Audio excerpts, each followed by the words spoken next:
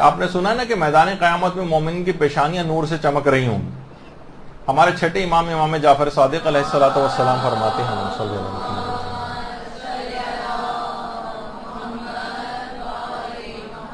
فرماتے ہیں مومنین کی پیشانی سے جو نور قیامت کے دن ظاہر ہو رہا ہوگا وہ نور سورہ قدر ہے. سورہ قدر کا نور یہ آخرت میں آپ کی پیشانیوں سے ظاہر ہو رہا ہو. اس کو سورہ کو کتنا عام زندگی میں بھی پڑھنا چاہیے، اور نمازوں کے اندر تو الگ سے مستحب قرار دے دیا گیا تاکہ آپ ثواب کے شوقی میں کم سے کم اس کو پڑھیں. باقاعدہ جامع احادیث شیعہ جو ہماری کتاب ہے آیت اللہ حسین بروجردی نے، اس کی 15ویں جلد کے اندر ایک روایت لکھی ہے ہمارے 5ویں امام محمد باقر علیہ الصلوۃ والسلام.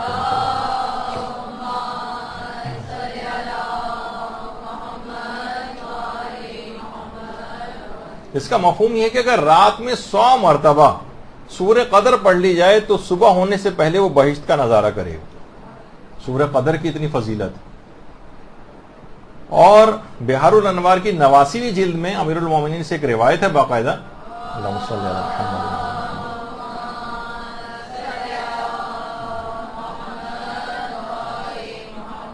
امام فرماتے ہیں ہر چیز کا ایک میوہ اور پھل ہوتا ہے، اور قرآن کا جو میوہ اور پھل ہے وہ سورہ قدر ہے. ہر چیز کا ایک میوہ اور پھل ہے، قرآن کا پھل سورہ قدر ہے. ہر چیز کا ایک خزانہ ہوتا ہے، اور قرآن کا خزانہ سورہ قدر ہے.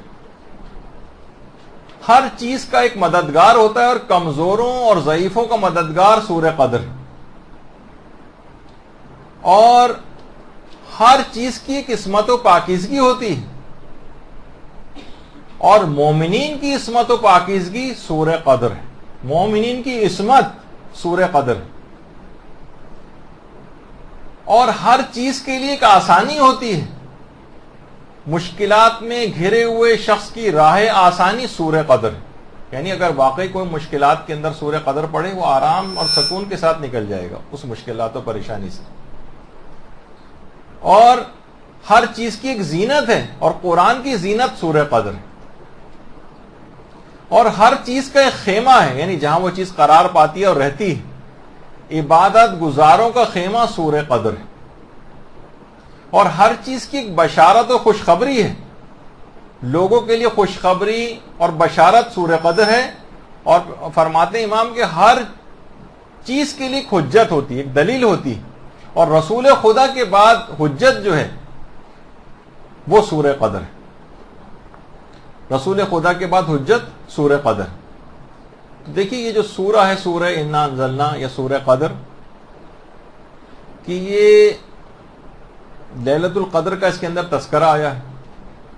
یہ سورہ ایسا سورہ ہے کہ عام اوقات میں بھی اس کا پڑھنا، مثلا جس وقت آپ وضو کر رہی ہیں، عام حالات ہیں، نمازوں کے اندر بھی اس کو پڑھنا انتہائی فوائد کا حامل. یعنی وہ ابھی دیکھیے کہ بات میں بیان کرنے والا ہوں کہ وہ رات جس کا فقط اس سورے کے اندر معمولی سا ایک تذکرہ، اتنا چھوٹا سا سورہ، اس میں بھی 1-2 آیتیں اسی میں ہو گئیں کہ بہت فضیل اس میں قرآن نازل کیا. تمہیں کیا پتا کہ یہ کیا ہے، 1000 مہینوں سے افضل ہے، اور یہ رات طلوع فجر تک سلامتی کی رات. اور اس میں مختصر سا ایک تعارف جو ہے وہ کروایا گیا. تو صرف اتنا مختصر سا اس رات کا تعارف ہے اس سورے کے اندر. اور اگر آپ عام زندگی میں دیکھیں کہ عام طور پر جو بچوں کی جو ڈیلیوری وغیرہ ہوتی ہے اس میں جب سختی اور مشکل کے اندر آ جائے تو اس کے اندر بہت باقاعدہ طب الائمہ میں بھی ہے کہ وضع حمل میں آسانی کے لیے سورہ قدر انتہائی مجرب. اور ایک اور چیز ہے جس کے لوگ بہت پریشان ہوتے ہیں، بہت سے لوگوں کو جو ہے اولاد کی خواہش میں بیٹی کی خواہش ہوتی ہے، کچھ کو بیٹوں کی خواہش ہوتی ہے.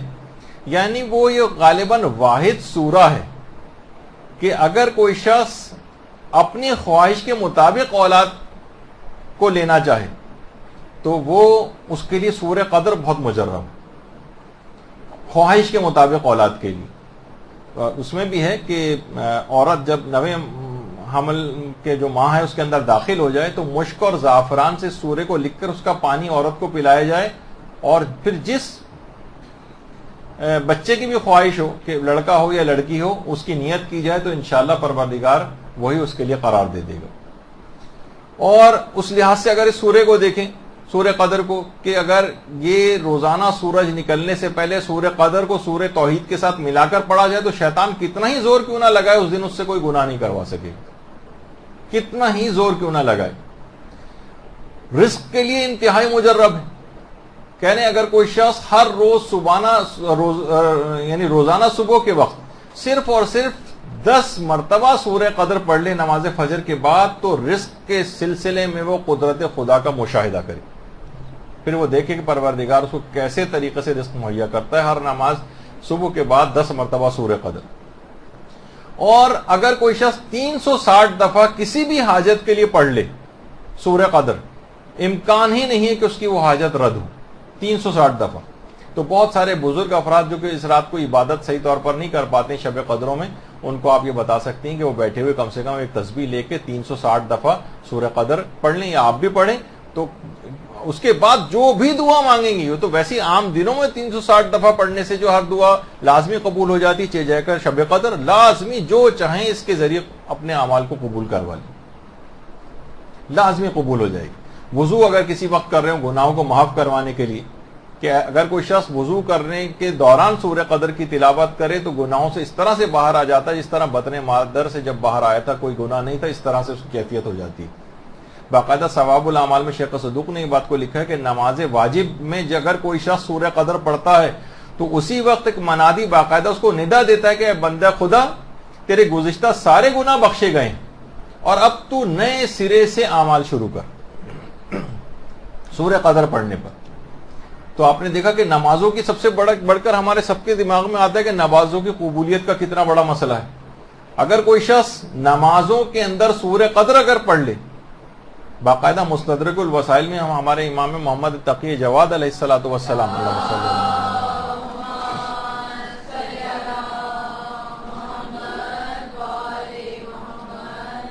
فرماتے ہیں اگر کوئی شخص نماز میں سورہ قدر پڑھے تو اس کی نماز مقبول ہوتی ہے، یعنی نمازوں میں سورہ قدر کا پڑھنا ہی اس بات کی گارنٹی ہے کہ اس کی نماز قبول ہو جائے گی، ثواب اس کا دگنا ہو جائے گا، اور اس کے بعد وہ جو بھی دعا کرے گا امام فرماتے ہیں لوح محفوظ میں اس کی دعا مستجاب لکھی جائے گی، یعنی اتنا زیادہ ثواب والا۔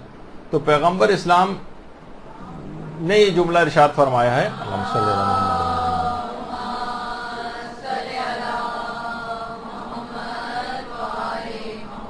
عام دنوں میں بھی، یعنی یہ جو میرے الفاظ ہیں اس میں مفہوم یہ ہے کہ اگر کوئی سورے کی تلاوت کرے، یعنی عام دنوں میں کیوں نہ صحیح، اسے رمضان کے روزوں کا تمام کا ثواب ملتا ہے، عام دنوں میں بھی رمضان کے روزوں کا ثواب اور شب قدر کے احیا کا ثواب اس کو دیا جاتا ہے۔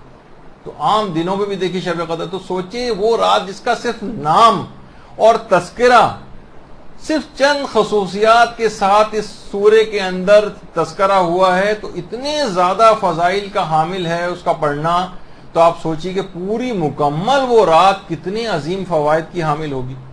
یہ فقط جس میں تذکرہ ہے اس کا پڑھنے سے اتنے جب فائدے حاصل ہو رہے ہیں، کس قدر باعظمت وہ رات ہوگی، سارے مسائل کا حل اس کے اندر آپ کو مل جائے گا۔